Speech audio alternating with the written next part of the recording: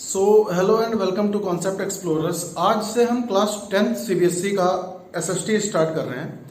Class 10th CBSE SST जिसमें हम politics, history, geography तीनों चीज़ों को कवर करेंगे वन बाय वन। आज जो हम है पहला स्टार्ट करते हैं डेमोक्रेटिक पॉलिटिक्स, जो क्लास 10th की बुक है, और डेमोक्रेटिक पॉलिटिक्स का पहला चैप्टर पावर शेयरिंग स्टार्ट करने जा रहे हैं। एक बेसिक डेफिनेशन की तरह अगर हम समझे what is power sharing. Power sharing is division of powers among different smaller units. Exact opposite है किस चीज का? सेंट्रलाइजेशन की। सेंट्रलाइजेशन क्या है? सेंट्रलाइजेशन में जो सारी पावर्स हैं वो किसी एक अथॉरिटी के पास होती है या किसी एक यूनिट के पास होती है। When a single unit runs all the day to day business of the government और a single person controls all the activities of the government और the country, this is called a centralized form of government, जिसमें एक single unit या एक single person के पास सारी power centralise होती है। ठीक इसी का अपोजिट है पावर शेयरिंग। पावर शेयरिंग में जो पावर है किसी एक के पास नहीं रहती है, rather the power are divided into different constituent units. Actually अगर हम डेमोक्रेसी को समझें, डेमोक्रेसी का एक फंडामेंटल पिलर के रूप में काम करता है power sharing. When there is no power sharing we can not imagine democracy. Democracy में पावर शेयरिंग एक बहुत इंपॉर्टेंट चीज के रूप में आती है। Now, the chapter in the book Power Sharing gives a clear example of two different countries. दो कंट्रीज का एग्जाम्पल दिया गया है, एक है बेल्जियम एंड सेकंड है श्रीलंका। इन दोनों कंट्रीज में क्या कहानी है वो हम जानते हैं। बेल्जियम एक यूरोपियन कंट्री है। It is a very small country, लगभग इंडिया के हरियाणा के बराबर, पंजाब हरियाणा के बराबर, and the population of actually Haryana is more than Belgium. Belgium की राजधानी ब्रुसेल्स है। अच्छा, बेल्जियम की कहानी क्या है? बेल्जियम में 3 लिंग्विस्टिक कम्युनिटीज पाई जाती हैं जो 3 डिफरेंट लैंग्वेजेस बोलते हैं। ये 3 लिंग्विस्टिक कम्युनिटीज हैं। एक डच स्पीकिंग पीपल जो डच भाषा बोलते हैं, second French speaking people and third are German speaking people. Country का जो डेमोग्राफिक जो कंपोजिशन है वो कुछ इस तरह है। डेमोग्राफिक मीन्स पॉपुलेशन कंपोजिशन, वो कुछ इस तरह है। जो डच स्पीकिंग पीपल है वो कंट्री में 59% है। 59% डच स्पीकिंग पीपल है और 40% जो पीपल है वो फ्रेंच स्पीकिंग पीपल है। यानी कंट्री में 59% लोग डच भाषा बोलते हैं, majority. 40% people are French speaking people, total 99, and remaining 1% जो है वो जर्मन स्पीकिंग पीपल है, जो जर्मन भाषा बोलते हैं।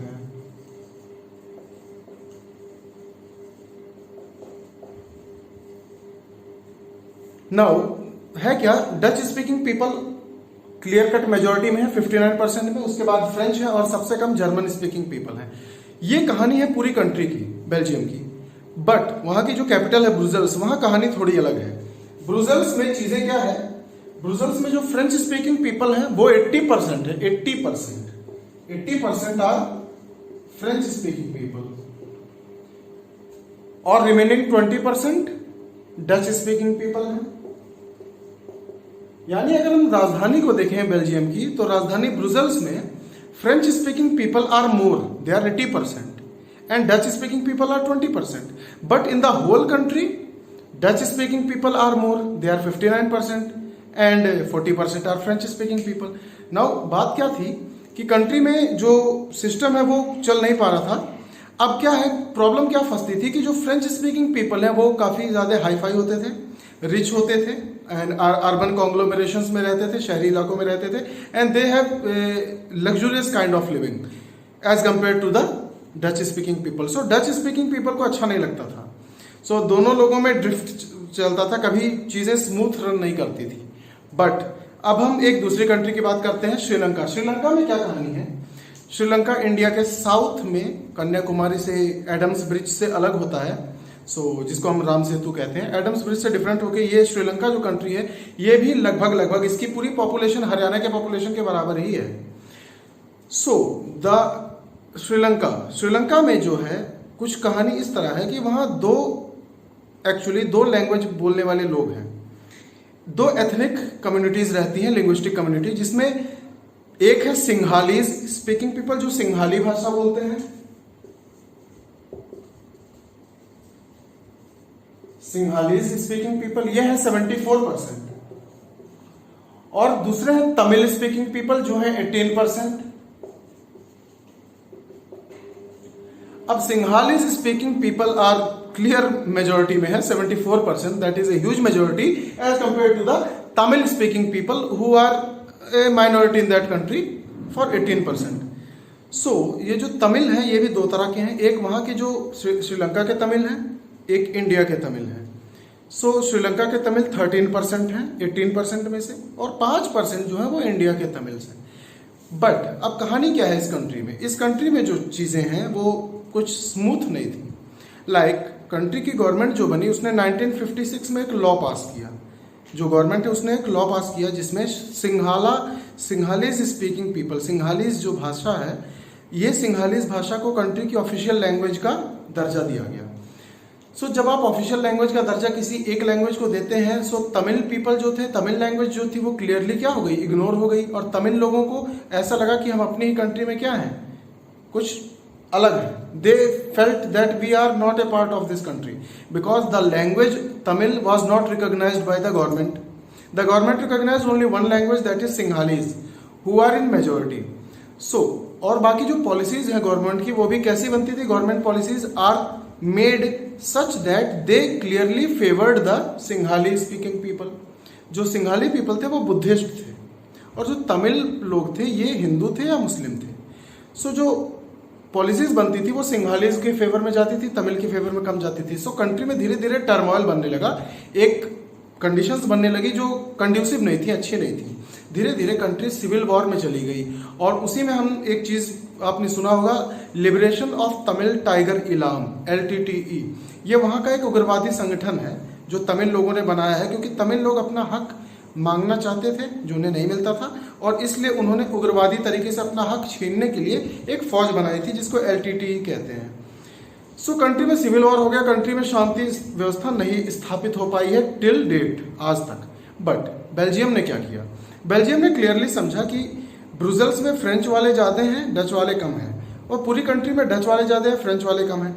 सो उन्होंने अपने कॉन्स्टिट्यूशन को 4 बार चेंजेस लाए अपने कॉन्स्टिट्यूशन में, इसलिए ताकि दोनों कम्युनिटी को बराबर बराबर हक मिले, दोनों कम्युनिटी आपस में खुश रहें। सो ऐसा हुआ कुछ कि जो सेंट्रल गवर्नमेंट है उसमें डच स्पीकिंग पीपल और फ्रेंच स्पीकिंग पीपल दोनों को बराबर का दर्जा दिया गया। सेंट्रल गवर्नमेंट की कुछ पावर स्टेट गवर्नमेंट को दे दी गई, जर्मन स्पीकिंग पीपल को कुछ पावर दी गई, कुछ पावर फ्रेंच स्पीकिंग पीपल को दी गई।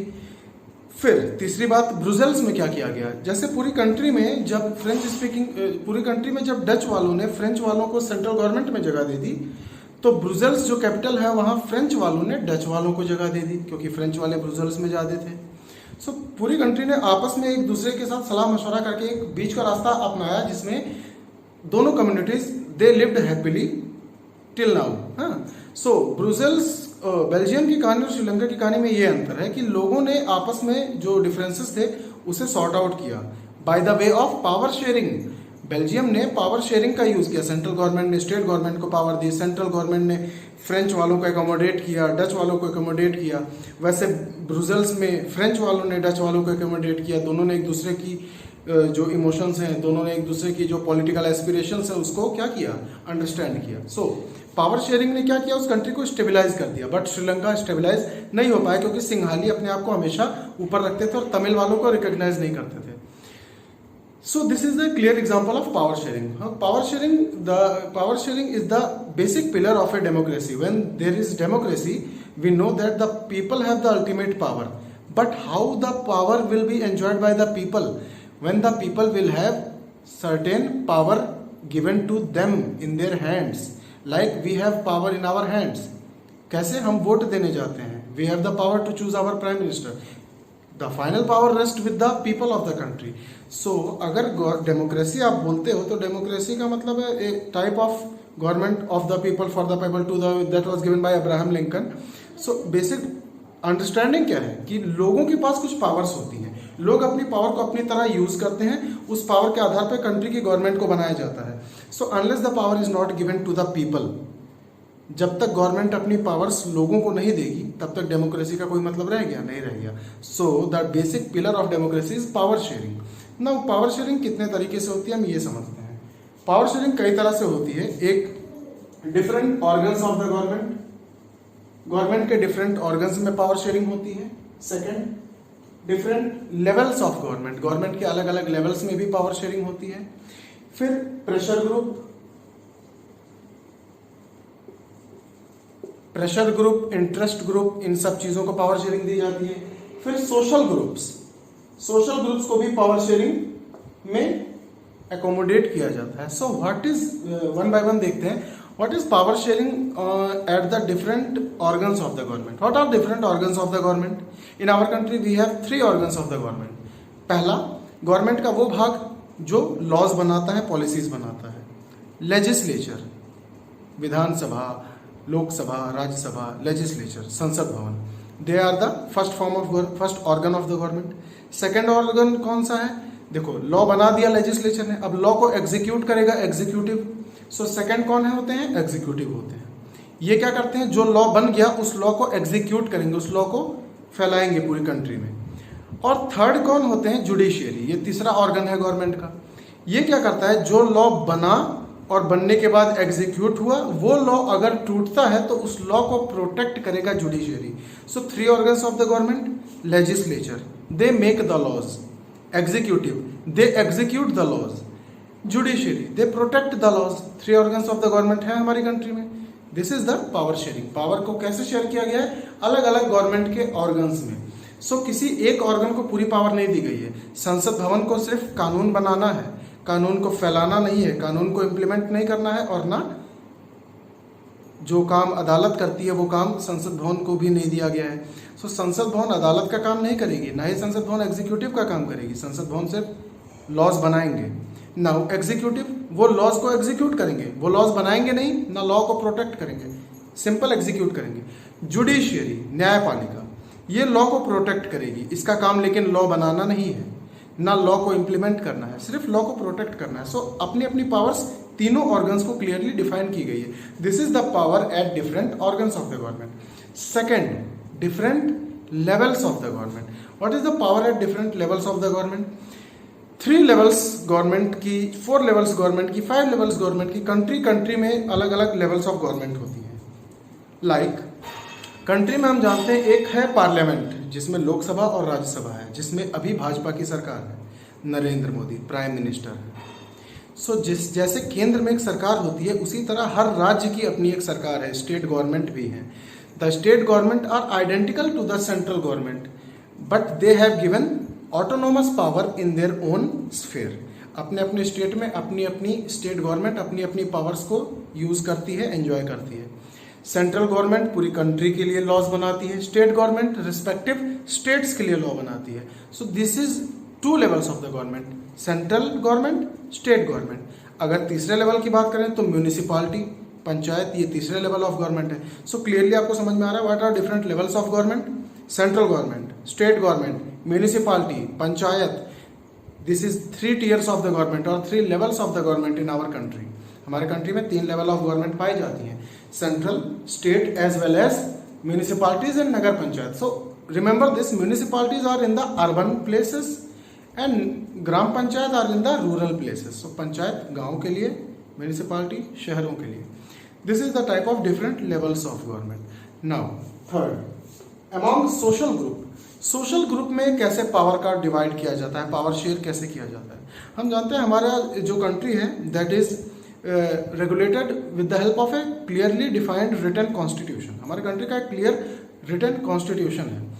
उस कॉन्स्टिट्यूशन में क्लियरली मेंशन्ड है that there are some reserve social groups that have been not, that those groups have not actually enjoyed the all the benefits or the educational benefits और social benefits। ये सारे benefits in social groups को नहीं मिल पाए हैं। कौन से social groups हैं ये वो पिछड़े ग्रुप्स हैं, जिनको हम SC, ST, OBC के अंदर सब कैटेगराइज करते हैं। सो SC, ST, OBC क्या है? ये कुछ सोशल ग्रुप्स हैं जिनको माना गया है कि वो पिछले समय में क्लियरली उनको इतनी ज़्यादा जो अपलिफ्टमेंट है वो नहीं मिल पाई थी, जिसके लिए हमारे कंट्री के कॉन्स्टिट्यूशन ने क्लियरली उनको स्पेशल पावर्स दी है, स्पेशल प्रमोशंस दिए हैं स्पेशल रिजर्वेशंस दिए हैं in government jobs, in promotions and in other spheres. So ऐसा क्यों किया गया है? उन सोशल ग्रुप्स को एट पार लाने के लिए, किसके? The majority of the people of the country. So जो मेजॉरिटी हैं, जो अपलिफ्टेड हैं ऑलरेडी, जिनको बेनिफिट्स मिले हैं, पुराने समय में जो दबे कुचले वर्ग नहीं थे, उन लोगों के बराबरी में लाने के लिए SC ST OBC को क्या किया जाता है? थोड़ा रिजर्वेशन दिया जाता है, जिसकी वजह से ये इनके बराबर में आ सके और इनका अपलिफ्टमेंट हो सके। सो इन सोशल ग्रुप्स के बीच में पावर को डिवाइड किया जाता है। गवर्नर, प्रेसिडेंट ये क्लियरली डिफाइन करते हैं कि किस स्टेट का कौन सा रीजन, कौन सा एरिया शेड्यूल्ड एरियाज है, जहाँ शेड्यूल्ड ट्राइब्स हैं, जहाँ शेड्यूल्ड कास्ट हैं, और इन शेड्यूल्ड ट्राइब्स, शेड्यूल्ड कास्ट के लिए स्पेशल लॉज बनाए जाते हैं कॉन्स्टिट्यूशन के द्वारा, जो बहुत स्पेशल होते हैं। And these laws and these things are not enjoyed by other people of the country. So this is the power sharing to different social groups of the country who have not got benefit in earlier times. Now pressure group and interest group, इन लोगों को भी power sharing की जाती है। ये लोग बहुत important role play करते हैं day to day government activities में। प्रेशर ग्रुप्स क्या होते हैं? सो जैसा नाम है pressure group, they create pressure on the government of the day to formulate some laws and policies that favors them. Like, अब पूरे कंट्री में कितने ट्रक चलते हैं? मिलियंस ट्रक चलते होंगे, मिलियंस ट्रक ड्राइवर होंगे। अब ये सारे ट्रक ड्राइवर्स की जो इच्छाएं होती हैं वो लगभग एक जैसी होती हैं। क्लियरली रोड जाम ना हो, टाइम टाइम पे हर नाके पे ब्राइब्स, घूसखोरी ना हो। सो ये सारी चीज़ें हैं। मतलब जब एक ही कम्युनिटी में आप बिलोंग करते हैं, आप ट्रक ड्राइवर हैं, तो आपकी जो डिमांड्स हैं वो भी आइडेंटिकल होती हैं, irrespective of which state you are driving your truck. इससे कोई मतलब नहीं है। सो अगर ये ट्रक वाले सारे ड्राइवर्स मिलके एक कम्युनिटी बनाते हैं तो उसको ट्रक यूनियन बोल दिया जाए अगर। सो ये क्या करेगा? एक ट्रक यूनियन में कई लाखों लोग मिलके एक यूनियन बनाएंगे।